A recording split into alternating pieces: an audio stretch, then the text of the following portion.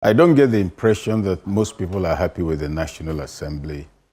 Yeah, you've spoken about bills and all the rest of it, but these are supposed to be representatives of the people. In other words, they are there on behalf of Nigerians. So while you're talking about bills, I would like you to say that there's evidence of consultation. In other words, they passed 2 bills, and for that bill to happen, this one consulted and met people in his constituency office X number of times to indicate it's a democracy, etc.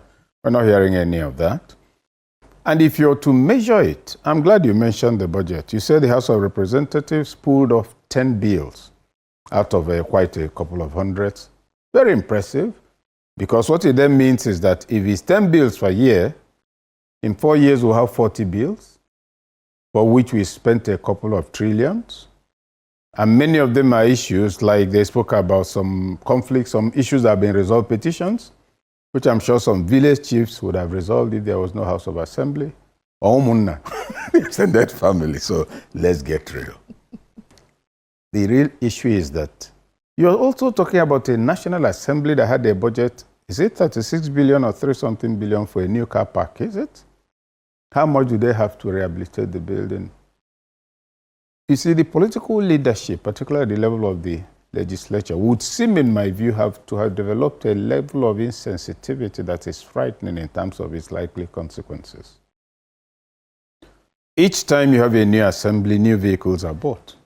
That's every 4 years. For vehicles that have a lifespan of 30, and for vehicles that can be repurposed. It's not happening. Then you look at the allowances, you look at the kind of budgets they're doing, you look at constituency projects. I think some 4 months or 5 months ago, I did an article on the back page of This Day. The title was Gbajabiamila's Constituency Projects Running into Serious Billions, which is successfully and conclusively executed for his people in Lagos, hospital. Why I wrote that article, I have no business, no personal connection with Gbajabiamila, but I threw it up deliberately because he was one out of 300 and something people who got the same cash value, but who have nothing to deliver.